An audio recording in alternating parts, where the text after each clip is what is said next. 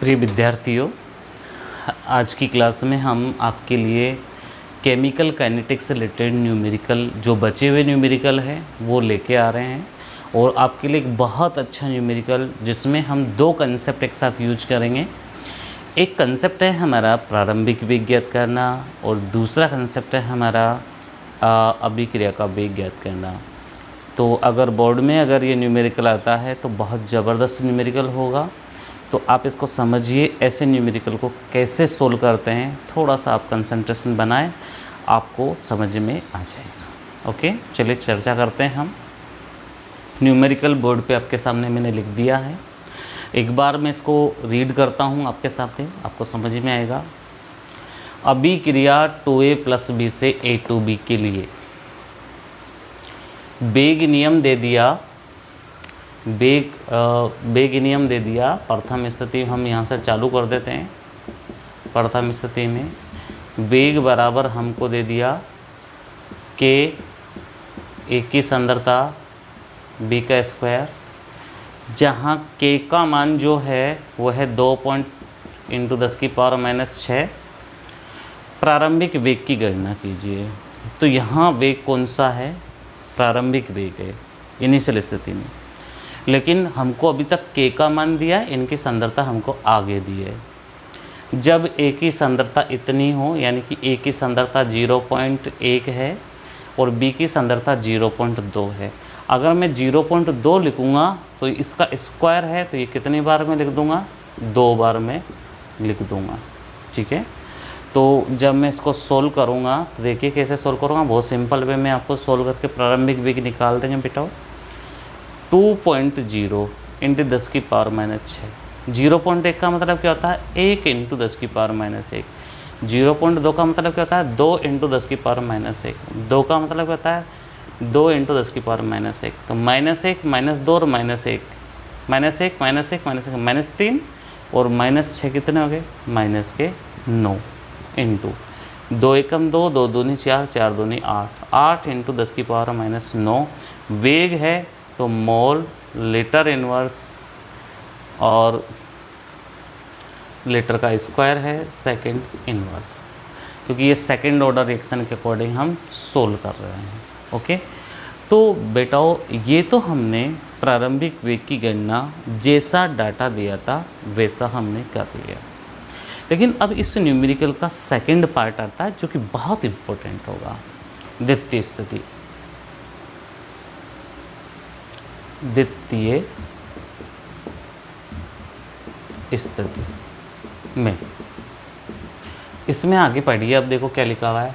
तथा अभिक्रिया वेग की गणना कीजिए जब a की सांद्रता घटकर 0.06 मोल इनवर्स रह जाए। a की सांद्रता घटकर 0.06 रह जाए। तो देखिए a की सांद्रता घटकर बराबर 0.06 मोल लीटर इनवर्स रह जाती है।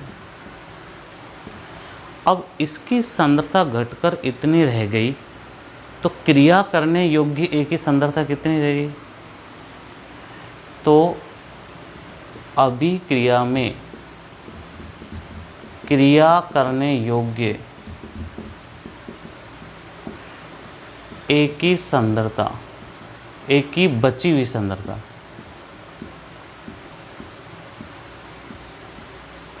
या क्रिया करने योग्य a की सांद्रता, बची हुई तो पहले से इतनी बची हुई थी a की सांद्रता।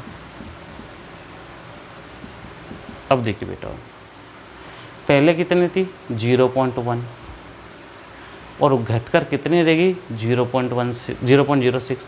तो 0.1 - 0.06, तो 0.1 में से 0.006 घटाओगे तो 0.004 मोल लीटर इनवर्स रह जाती है। इतनी आएगी। जब a की इतनी है तो b की क्रिया करने योग्य कितनी है? अभिक्रिया में B की सांद्रता क्रिया करने योग्य।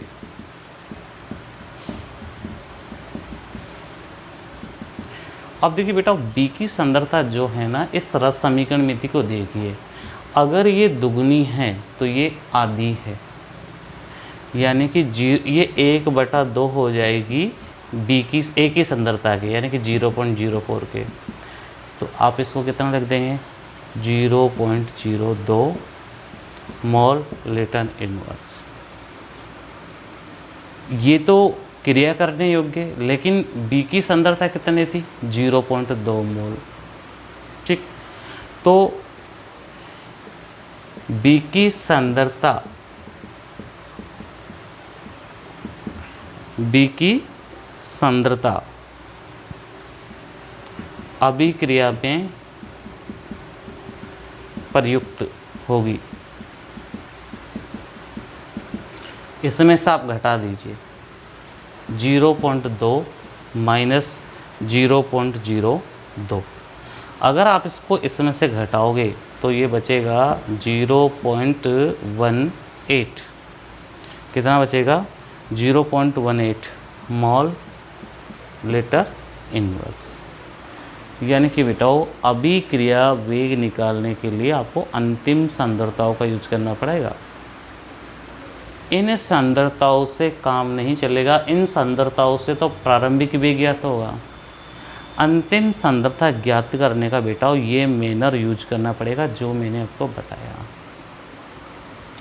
अब आप अभिक्रिया का वेग ज्ञात कर लीजिए। तो देखिए बेटा, अभिक्रिया का वेग R बराबर K, ए की सांद्रता और बी की सांद्रता का स्क्वायर, यही फॉर्मूला यूज होगा। के का मान तो आपको वही यूज करना पड़ेगा जो पुराना है। कितना था, 2.0 × 10⁻⁻⁶। ठीक है, यही यूज करना पड़ेगा। ए की सांद्रता आपके पास कितनी है, 0.04, तो 0.04 लिख देंगे। और बी की सांद्रता आप ये यूज करेंगे लास्ट वाली जो प्रयुक्त होगी, तो 0.18 कितनी बार लिख देंगे बेटा, 2 बार लिख देंगे। ठीक, अब इसका सॉल्यूशन आप यहाँ साइड में देख लीजिए, मैं आपको यहाँ साइड में बता रहा हूँ, पूरा सोचिएगा। अब देखिए, आपके पास R बराबर हो गया 2.0 इंटू 0.04 को आप क्या लिख सकते हैं, 4 × 10⁻⁻²। 0.18 को आप क्या लिख सकते हैं, 18 × 10⁻², 18 × 10⁻², ऐसा लिख सकते हैं। और 2.0 के साथ 10⁻⁻6 भी लगा हुआ था, ये कैलकुलेशन आ गया अपनी। तो देखिए, R बराबर अपने पास पावर जोड़ लेते हैं पहले तो, -6 और ये -6, यानी 10 की पावर कितनी होगी, -12।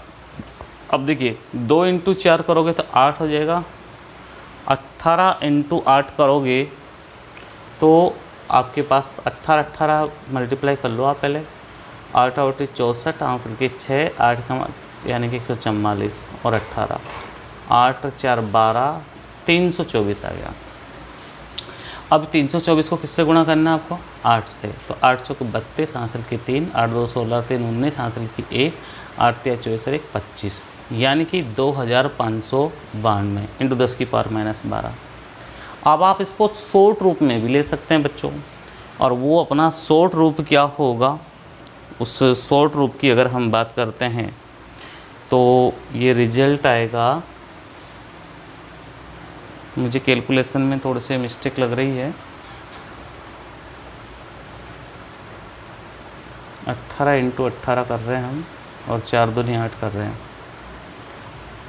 तो 8 × 8 64, आंसर भी 6, 8 × 14, ठीक है, 18, 4, 8 4 12, 324, 8 × 4 32, आंसर के 3, 8 दूनी 16 और 3 19, आंसर के 1 8 24 25, यही है। इसको आप शॉर्ट रूप ले सकते हैं, और 2.592 × 10⁻⁻12 mole litre inverse second inverse. यहाँ भी अपना मात्रक जो है mole litre inverse second inverse ही लेंगे, यहाँ पर भी मात्रक, हाँ ये mole litre inverse second inverse. क्योंकि प्रथम कोटि के अभिक्रिया के अनुरूप होगा, सॉरी 0 ऑर्डर के अनुरूप हो जाएगा। तो बच्चों इसमें 2 स्थितियां हमसे पूछ ली गई है। एक बार हमसे प्रारंभिक वेग पूछा है और दूसरी बार हमसे क्या पूछा है, हमसे दूसरी बार पूछ लिया है अभिक्रिया का वेग। मैं आशा करता हूँ कि आपको समझ में आया होगा। थोड़ी सी कैलकुलेशन है तो कैलकुलेशन तो हमको करनी ही पड़ती है, लेकिन कंसेप्ट समझ में आना चाहिए। रिपीट कर रहा हूँ मैं कंसेप्ट को। पहले जो दिया गया डाटा है उससे प्रारंभिक वेग ज्ञात करना है। अभिक्रिया का वेग ज्ञात करने के लिए सबसे पहले जो एक ही सांद्रता घटी है वो आप जो दी गई सांद्रता है उसमें से आप घटा देंगे, तो अभिक्रिया में भाग लेने वाली सांद्रता अपने पास आ जाएगी। लेकिन जो बी की सांद्रता है वो ए की सांद्रता की आधी है, तो आधी कर लेंगे। उसके बाद में जो अपन को प्रारंभिक सांद्रता बी की दे रखी है उसमें से आपकी जो सांद्रता बी की आई है उसको घटा देंगे। जब दोनों मान आएंगे तो आप उनको कैलकुलेट करके जब आप कैलकुलेशन करेंगे तो आपके पास वो रिजल्ट आ जाएगा जिसकी आपको ज़रूरत थी। लेकिन हमें तो केवल घटने योग्य सांद्रता लेनी थी। थोड़ा सा इसमें हमसे मिस्टेक हुई है, एक छोटी सी मिस्टेक है जिससे कैलकुलेशन हमारी बदल जाएगी बेटा। वो हमने कहा घटने वाली सांद्रता लेनी है तो इसकी सांद्रता हमको लेनी है और ये सांद्रता हमको लेनी है, ये वाली अभिक्रिया के वेग की गणना के लिए। ओके, तो बच्चों इसमें आपको 0.04 की जगह पर कितना करना है, 0.06 करना है। तो अपना आंसर मुझे लग रहा था थोड़ा चेंज होगा आंसर, और यही हुआ। आप यहाँ क्या कर दीजिए, 6 कर दीजिए, और इसमें कुछ ज़्यादा चेंज नहीं होना है। तो आप जो 8 से गुणा कर रहे थे वो 12 से गुणा कर दीजिए। तक देखिए 12 चौको 48 होता है, आंसर के 4, 12 दूनी 24 और 4 28, आंसर के 2, 12 36 और 2 38, यानी कि आपके पास रिजल्ट आ रहा है 3888 इंटू 10 की पावर -12। तो यहाँ आप कर देंगे 3.89 इंटू 10 की पावर -12 की जगह पर कितना कर देंगे, 9 मोल लीटर इनवर्स सेकेंड इनवर्स। तो बेटा एक छोटी सी मिस्टेक मेरे से खुद से रह गई, तो उस चीज़ का भी हमको ध्यान रखना है, क्योंकि हमको जो घटी हुई सांद्रता है दोनों की अभिक्रिया जैसे कंप्लीट हो रही है उसके बाद में जो सांद्रता घट रही है उसका ही यूज करना है। ओके, तो ये न्यूमेरिकल थे हमारे केमिकल काइनेटिक्स से रिलेटेड। और भी अगर आपको कोई प्रॉब्लम हो तो आप यहाँ पर डिस्कस कर सकते हैं। ये अपना लेसन फिनिश होता है केमिकल काइनेटिक्स। न्यू लेसन अपन लेके आएंगे पृष्ठीय रसायन, जो कि हम अगले वीडियो में लेके आएंगे। जब तक के लिए धन्यवाद, थैंक यू।